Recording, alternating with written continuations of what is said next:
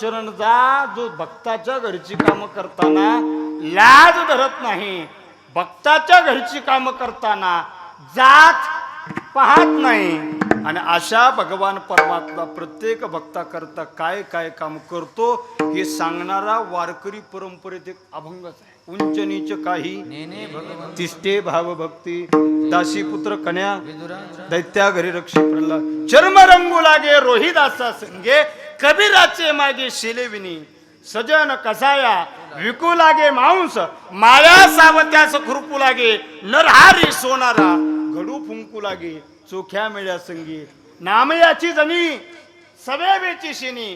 प्रत्येक भक्ताच्या घरची कामं त्या भगवान परमात्म्यानं केली, पण त्याला भक्ताच्या घरची कामं करताना लाज वाटली नाही. तुम्ही म्हणाल महाराज थोडं जवळचं उदाहरण सांगा. पैठणच्या नाथाच्या घरी जगाच्या मालकानं अरे गड्याच्या रूपात राहावं, कावडीना पाणी वाहे हारी कावडी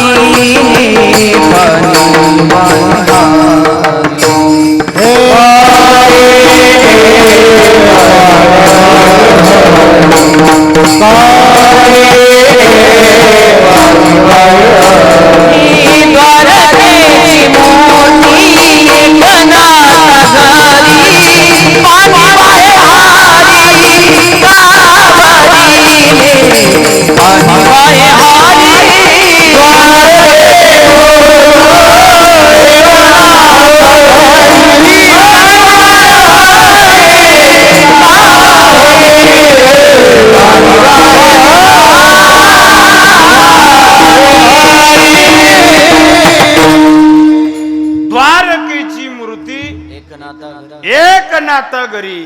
भगवान परमात्मा नाथाच्या घरी एका वडीने पाणी ज्या घरी चक्र पाणी वाहे किंवा श्रीखंडा चंदन नाथ देवाची पूजा करायचे, आणि देवाला लावायला चंदन उघडून द्यायला श्रीखंड्याच्या रूपातला देव आहे. याच्या पलीकडे जाऊन सांगू, भक्ताच्या घरची कामं करताना तू लाजच बाळगत नाही. तुमच्या शेजारी, आपल्या जिल्ह्या शेजारी परभणी नावाचा जिल्हा आहे. परभणी जिल्ह्यात गंगाखेड नावाचा तालुका आहे. त्या गंगाखेडला वारकऱ्याची दिंडी आली, आणि एका मुलीनं आपल्या वडिलाला विचारलं, बाबा कुठे निघाली ही दिंडी? वडील म्हणतात, बाळ ही दिंडी पंढरपूरला निघाली.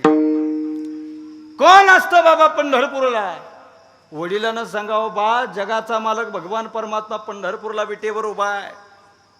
त्या मुलीला त्या जगाच्या मालकाचं नाव ऐकलं आणि त्याला भेटण्याची ओढ लागली. त्या मुलीनं सांगितलं, बाबा जगाचा मालक कसा दिसतोय बघायचंय मला, जगाचा मालक कसा उभा आहे बघायचंय मला, दर्शन करायचंय मला, चंद्रभागेचं स्नान करायचंय मला.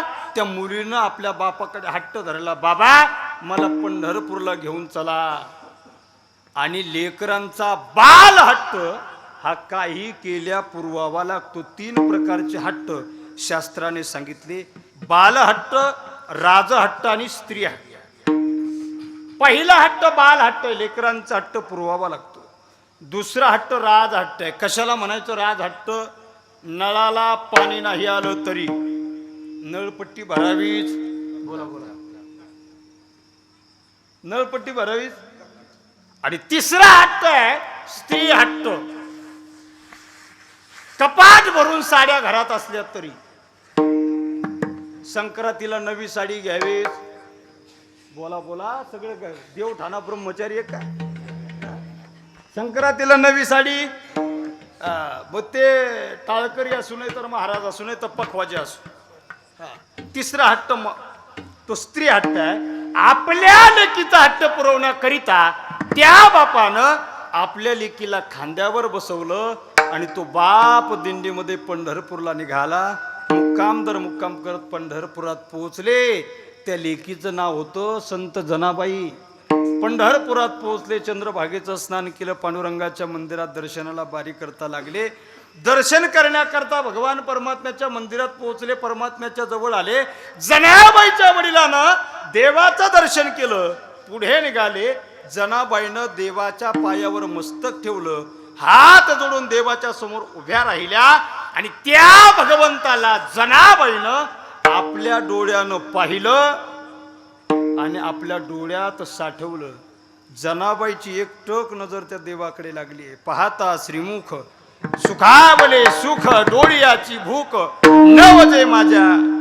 जनाबाई एकटक नजर त्या देवाकडे लावून पाहताय आणि त्या देवाकडे पाहता पाहता कंठी प्रेम दाटे नयनी नीर लोटे हृदयी प्रगटे रामरूप. जनाबाईच्या डोळ्यात पाणी आलं. जनाबाईनं देवाला आपलंस करून घेतलं होतं तेवढंच देवानंही जनाईला आपलंस करून घेतलेलं आहे. आणि जनाबाईच्या बापानं सहज म्हणावं, बाळ जना जावं लागेल, आपल्याला निघावं लागेल, आता घरी परतावं लागेल.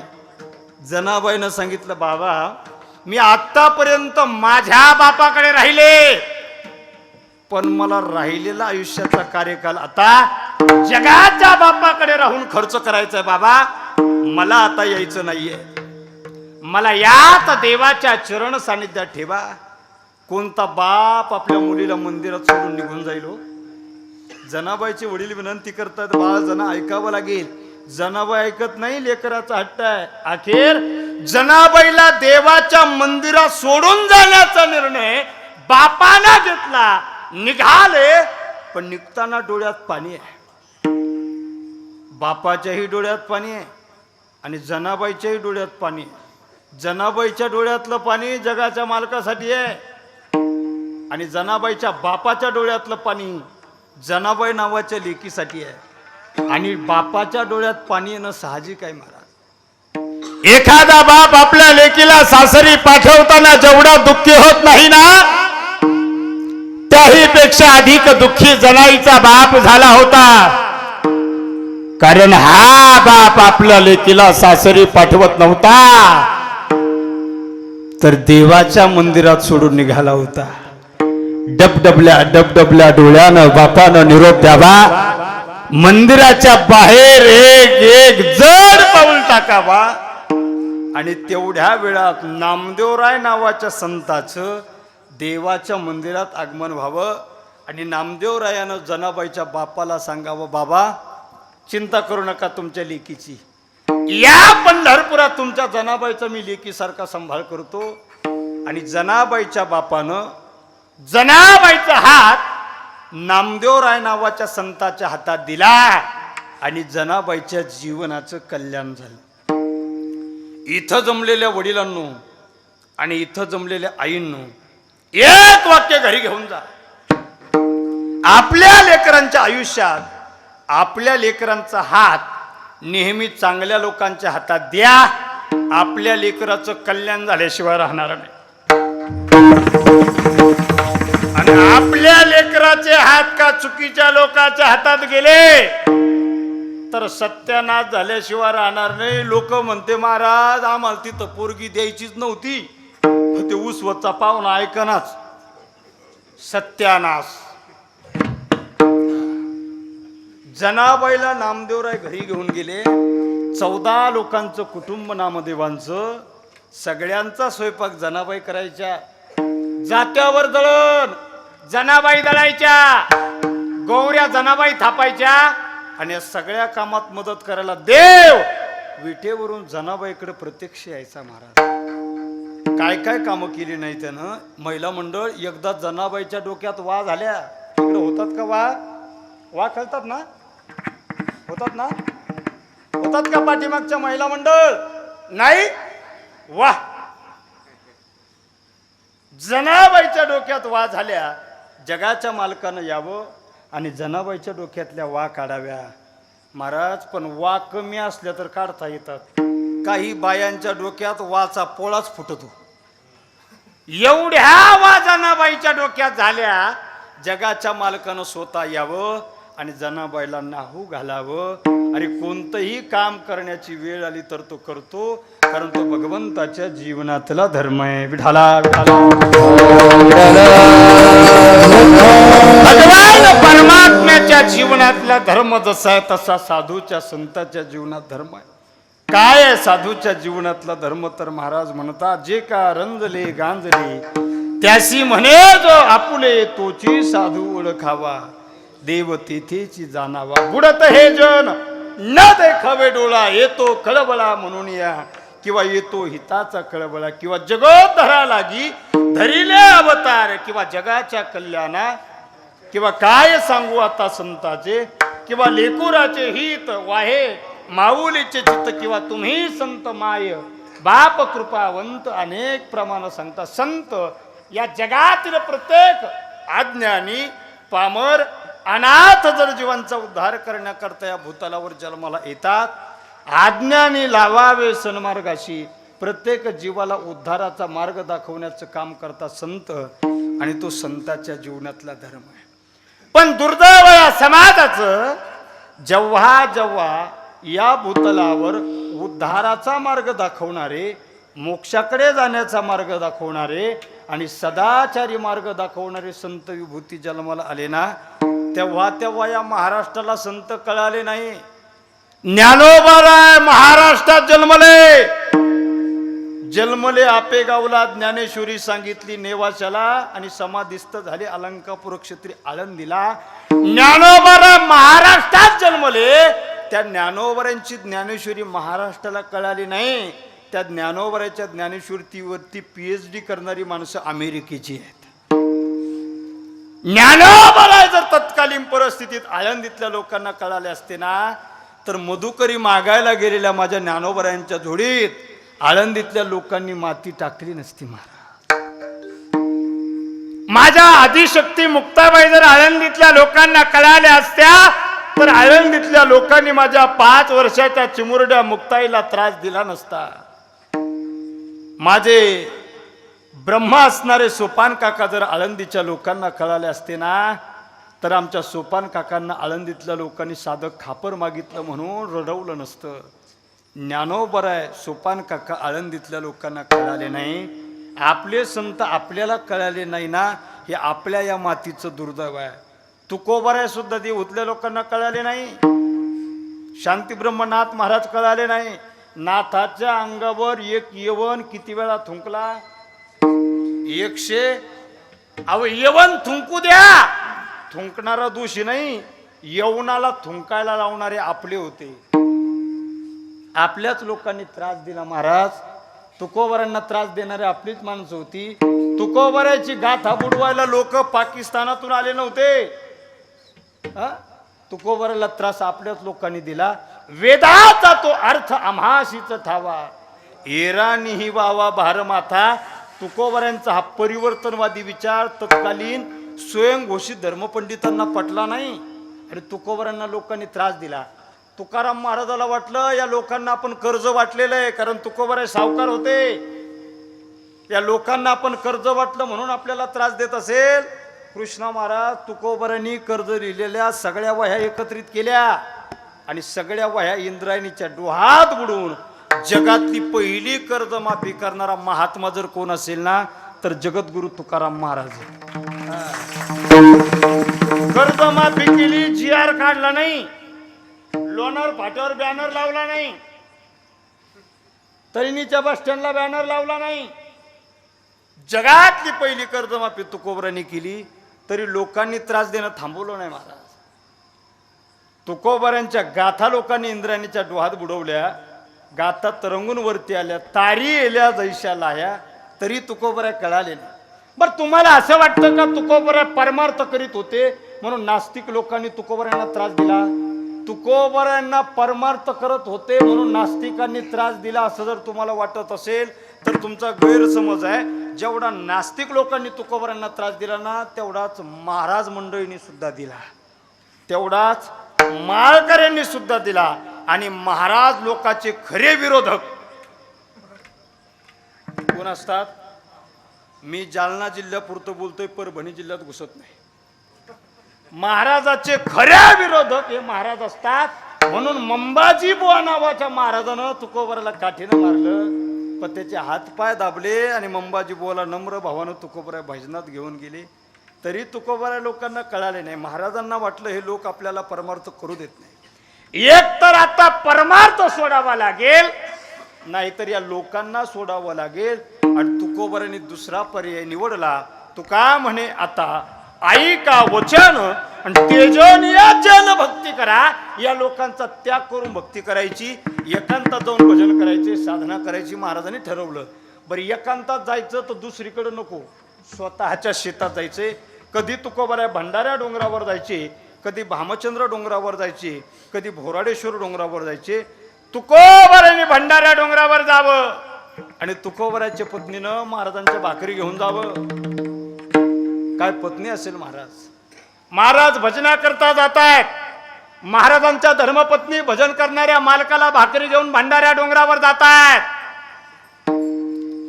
एक वाक्य बोलू. तुकोबाऱ्यांच्या पत्नीनं तुकोबाऱ्यांना परमार्थाचं जेवढं सहकार्य केलं ना, ते सहकार्य तुकोबाऱ्यांच्या परमार्थासाठी फार सार्थकी ठरवणार होतं. एक वाक्य सांगतो. तुकोबाऱ्यांच्या पत्नीनं भंडारा डोंगरावर भजन करणाऱ्या मालकाला भाकरी घेऊन जावं. ती तुकोबाऱ्यांची पत्नी होती महाराज, का आताच्या महाराजाची होती काय. आम्ही कीर्तनाहून घरी गेलो, दार वाजवलं, बेल वाजवली, तर आतून आवाज येतो, आज किती पॅकेट आलंय. 11,000च्या कमी आकडा सांगितला तर लवकर दार उघडत नाही. कुठे अशोक दादा, काळजी करू नका, मी आज पाहुण्याकडे आलो म्हणून सांगितलं. तुकोबाऱ्याच्या पत्नीनं जावं आणि महाराजांना भाकरी घेऊन जाताना एकदा तुकोबाऱ्याच्या पत्नीच्या पायात काटा मोडला. भंडारा डोंगरावर तुकोबाऱ्याच्या पत्नीच्या पायात काटा मोडला आणि जगाचा मालक भगवान परमात्मा क्षणार्धात भंडाऱ्या डोंगरावर धावून आला आणि तुकोबाऱ्यांच्या पत्नीच्या पायातला काटा देवानं काढला. आता तुकोबाऱ्याच्या पत्नीच्या पायातला काटा सुद्धा देवानं काढला. तुमचा आमचा काटा सुद्धा, बोला बोला, पण तो काटा वेगळा. ज्यांच्या पायातला काटा काढण्याकरता भगवान परमात्मा क्षणार्धात हाक न मारता बुडी घेऊन भंडाऱ्या डोंगरावर येतो, हा तुकोबाऱ्याच्या पत्नीचा अधिकार आहे. तरी जुन्या पिढीच्या काही कीर्तनकारांनी कीर्तनात सांगितलं, तुकाराम महाराजाची बायको तुकाराम महाराजाला मारित होती पिस्तुल्या. तू होता का रे पाहायला. आमच्या संतांच्या चरित्राचं विकृत चित्रण केलं महाराज लोकांनी. तुकोबाऱ्यांच्या परमार्थामध्ये मोलाचा वाटा तुकोबाऱ्यांच्या पत्नीचा आहे. तुकोबाऱ्या भंडाऱ्या डोंगरावर गेले, गाव सोडून गेले. आता गावातल्या लोकांना काही त्रास आहे का. बोला बोला बोला, माना तरी हलवत जा. काही त्रास. महाराज भंडाऱ्या डोंगरावर गेले, भजनात मग्न झाले, गावच्या लोकांना काहीच त्रास नाही. पण तिथं भजन करणारे तुकाराम महाराज गावातल्या लोकांना जमलं नाही, खपलं नाही. तुकोबाऱ्या डोंगरावर पोहोचले आणि देहू गावात एक नाचणारी बाई आली. नाचणारी बाई आली. ते पोरगा, त्याचं नाव काय रे, तो स्मार्ट वॉच घातलेला स्मार्ट पोरगा. उभा राहा, थोडस उभा राहा. तूच काय नाव आहे तुझं. राहू दे, पॅन्ट वरती राहू दे. काय नाव आहे. शंतनू. आडनाव देशमुख. आज देशमुखाकडे सगळं. प्रश्न देशमुखाकडं, यजमान देशमुख, सगळं देशमुखाकडंच आहे. एक प्रश्न आहे. सध्या महाराष्ट्रात एका नाचणाऱ्या बाईची जोरदार चर्चा आहे. काय नाव तिचं. मोबाईल पाहतोस का. मोबाईल पाहत असतो घरी. नाही काय सज्जन पोरगा आहे हो. काय सज्जन आहे. टाळ्या वाजवायच्यासाठी एकदा. कोण सांगत. वा वा वा. बस वागा खाली. गौतमी, तुझं नाव काय रे वागा. हा शुभम. अशीच एक नाचणारी गौतमी देहूत आली. देहूतल्या लोकांनी त्या गौतमीला विचारलं, तू कशासाठी नाचते. तिनं सांगितलं, मी पैशासाठी नाचते, मी पोटासाठी नाचते. नाचला की त्यावर माझा उदरनिर्वाह चालतो. मग देहूतल्या कुठा लोकांनी त्या आता गौतमीच म्हणतो, मग लक्षात येईल लोकांच्या. देहूतल्या लोकांनी तिला सांगितलं, नाचून जर तुला पैसे मिळत असेल ना, तर इथून नाचून नाचून भंडाऱ्या डोंगरावर जा आणि तिथं भजन करणाऱ्या तुकाराम महाराजांना मोहपाशामध्ये गुंतवण्याचं काम कर. एवढं केलं की तुला लागेल तेवढे पैसे आम्ही बक्षीस म्हणून द्यायला तयार. बिचारी ती पोटासाठी पैशासाठी नाचत होती. तसं म्हटल्याच्या नंतर ती नाचत नाचत भंडाऱ्या डोंगराकडे निघाली. पण तिच्या काळात आत्ताच्या गाण्यासारखी गाणे नव्हते. ती बिना गाण्याची नाचत निघाली. आत्ताच्या सारखा पाटलांचा बैलगाडा हा? पाटलांचा बैलगाडा नव्हता. एक गाणं तर नवीनच ऐकलं हो म्या, कचकच कांदा कापताना. पुढं पाहुणं जेवला काय, म्या म्हटलं पाहुणा आला जेवला नंतर कीर्तनाला उभा राहिला. उपाशी राहिला रिकामा काय का त्याला अर्थ? अशी नाचणारी गौतमी नाचत तुकोबऱ्यांच्या जवळ गेली. तुकोबऱ्यांच्या समोर नाचते. नाचणाऱ्या स्त्रीला तुकोबरायांनी डोळ्यानं पाहिलं, तिच्या चेहऱ्यावरचे भाव पाहिले आणि तिच्याकडे बघून महाराजांच्या मुखातून वाक्य बाहेर आम्ही विष्णुदास